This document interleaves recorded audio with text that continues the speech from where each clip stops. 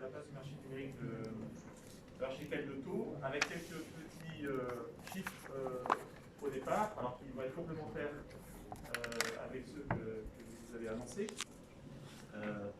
Ce qu'il faut bien comprendre, c'est qu'au-delà de la crise sanitaire et effectivement de la difficulté d'acheter chez les commerçants, au-delà de l'engouement des marketplaces partout en France, de façon vraiment structurelle, donc tout ce qui va durer, ce n'est pas les marketplaces locales qui sont une réponse ponctuelle à un problème ponctuel, c'est vraiment cette notion de digitalisation du commerce. Et c'est ça qui nous intéresse, sur lequel on a beaucoup travaillé, pour se dire à peu près que effectivement un commerçant aujourd'hui qui ne serait pas visible sur Internet va perdre une partie de sa clientèle. Pourquoi? On prend souvent l'exemple de la carte bleue. Il y a 25 ans, les commerçants locaux essayaient de se passer de la carte bleue parce qu'il y avait un pourcentage sur le chiffre d'affaires qui était prélevé, commission. Et puis finalement, aujourd'hui, ça viendrait à l'esprit d'aucun commerçant de ne pas proposer la carte bleue parce qu'ils savent qu'ils perdront les clients. Et bien, nous, on est vraiment convaincus que demain, un commerçant qui n'aura pas une présence digitale perdra des clients tout simplement. Il y a à peu près 10% des commerçants aujourd'hui qui vendent en ligne. Et lorsqu'ils vendent en ligne, ça représente à peu près 12% de leur chiffre d'affaires. Donc ça, c'est une petite part de leur activité. Et nous, on est très mesurés par rapport à ça. Ce qui va nous intéresser, c'est d'aller chercher les 90% des commerçants qui n'ont pas de présence digitale. Et c'est là-dessus vraiment qu'on travaille avec l'Aglo pour embarquer vraiment tous les commerçants dans cette présence digitale. Et finalement, l'intérêt, c'est qu'à un moment donné, je donne de la visibilité à un commerçant et par cette visibilité, je décide d'aller acheter peut-être parfois en ligne ou réserver en ligne et faire ce fameux click and collect, mais surtout aller aussi acheter physiquement dans le magasin. C'est ce qu'on constate lorsqu'un point de vente est déjà à une présence en ligne, eh bien, il y a 30% de fréquentation en plus en moyenne dans ce point de vente. Donc vraiment, ayons ça en tête.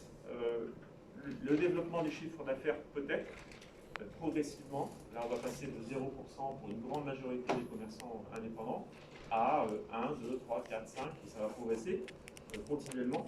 Mais surtout, ils vont développer leur chiffre d'affaires parce qu'ils vont gagner en visibilité. Je ne sais pas si je vais aller là.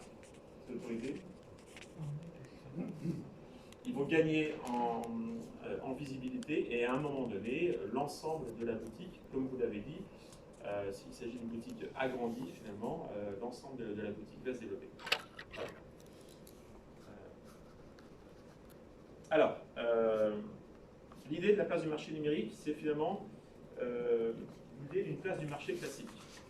Et quand on a regardé un peu le fonctionnement des marketplaces et qu'on a analysé les raisons principales des échecs des marketplaces qu'on a pu voir, eh bien on s'est dit, au lieu de regarder ce qui ne fonctionne pas, qu'est-ce qui fonctionne dans la vraie vie? Et dans la vraie vie, on est tombé sur la place du marché. Sur les 36 000 communes de France, il y a une place du marché.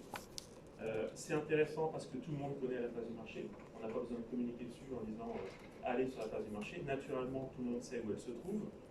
Donc on lève un frein de communication. Et puis, c'est quoi une place du marché? Eh bien, c'est un espace public mis à disposition par une collectivité qui permet à un commerçant de vendre en direct à un habitant. Et donc c'est ça qu'on a voulu reproduire sur le plan numérique. C'est exactement ça. On va vous faire la démo. On va bien retrouver sur les sites publics, donc notamment Aglopod. Alors ce serait peut-être celui de gauche par exemple, si tu veux. Voilà, donc là je suis sur la mairie de Marseillan. J'ai un espace alors quasi, et puis j'arrive directement dessus, et on a en fait intégré la place du marché directement sur le site de la mairie. Et c'est ça ce principe, c'est qu'on va garder vraiment les outils existants, et on va encapsuler dessus les boutiques des commerçants. Donc on ne crée pas de nouvelles marques, on ne change pas les habitudes des habitants. Ils vont sur le site de la mairie pour l'accès aux démarches administratives, pour une place en crèche, l'association du coin. Là je suis sur le site de cette agropole Méditerranée, et il y a un gros pop-up qui a été mis en place, et on ne peut pas le rater, effectivement, qui met en avant cette nouveauté sur la page du marché numérique. Donc, je vais sur le site des collectivités, donc les 15 sites, pour un tas de bonnes raisons, et je vais en plus découvrir les commerçants. Et je ne vais pas acheter sur le site des mairies, évidemment, ce n'est pas un site commerçant, mais c'est une vitrine dynamique, finalement, des différentes boutiques qui sont proposées. Alors, si on va tout en haut, vous avez un menu.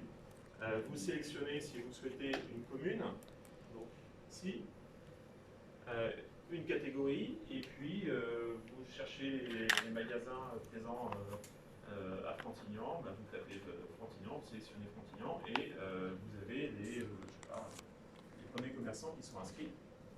Et puis vous pouvez taper aussi sur un moteur de recherche, par exemple SAC, et on va vous mettre en avant les commerçants qui proposent des sacs.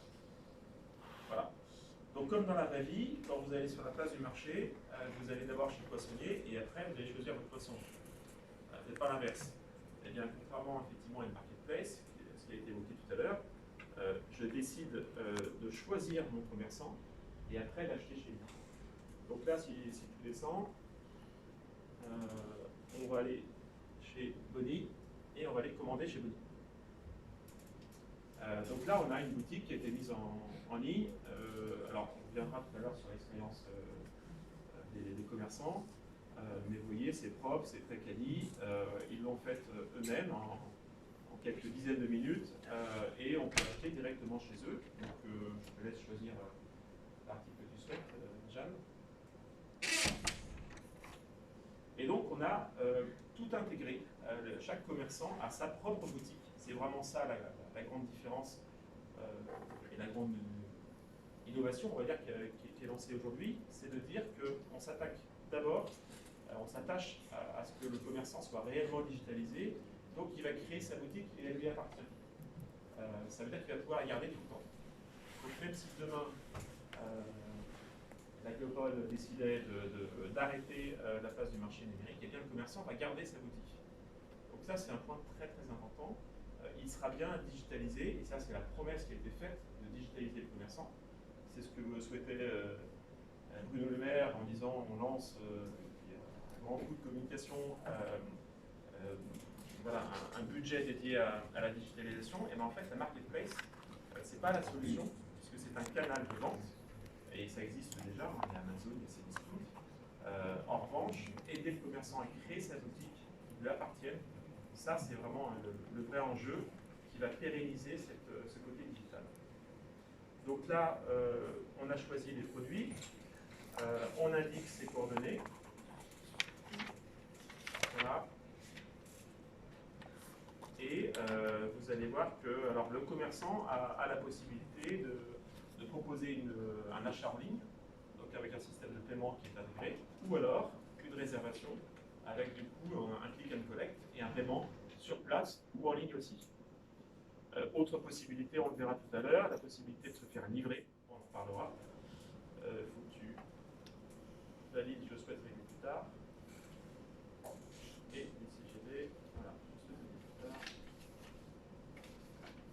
Et donc là, j'ai pu réserver en ligne, ça m'a généré deux choses. Donc ma facture en bas à gauche, en fait, le commerçant n'a rien à faire. Ce qu'on a voulu faire vraiment, c'est simplifier. On ne va pas tout lui expliquer, mais quand il va remplir tout simplement en mettant ses produits, il va voir qu'au fur et à mesure, tout a été intégré pour lui. Donc là, on génère une facture, ce qu'on appelle pour compte de tiers. Donc c'est bien Bonnie Hanson qui me facture à l'attention de Jeanne. La facture, elle est déjà émise. Et si j'avais payé en ligne, si Jeanne avait payé en ligne, il y aura un tampon payé qui apparaîtrait. Et donc, le commerçant a juste à donner cette facture à sa comptabilité en fin d'exercice. Et ça a généré aussi un bon de retrait, c'est un justificatif finalement, qui est envoyé automatiquement au commerçant et qui va recevoir, dès qu'il y a une commande qui est faite, une alerte par mail en lui disant vous avez reçu une commande, Jeanne Delbourys a commandé une trousse de toilette, donc il peut préparer sa commande et il sait que Jeanne va passer retirer sa commande. On rappelle le plan d'accès, les horaires, et puis vous avez ici un petit QR code qui permet aux commerçants de flasher, de voir si la commande a déjà été payée ou pas, et après de voir si elle a déjà été retirée ou pas. Éventuellement, certains pourraient essayer de retirer 2 fois la même commande. Et donc sinon, ça va la retirer à 11h29 le 15 juin. Donc tout a été imaginé pour que le commerçant vraiment n'ait pas de choix technique en disant mais comment j'intègre une solution de paiement, il faut que je génère une facturation séparée, etc. Tout est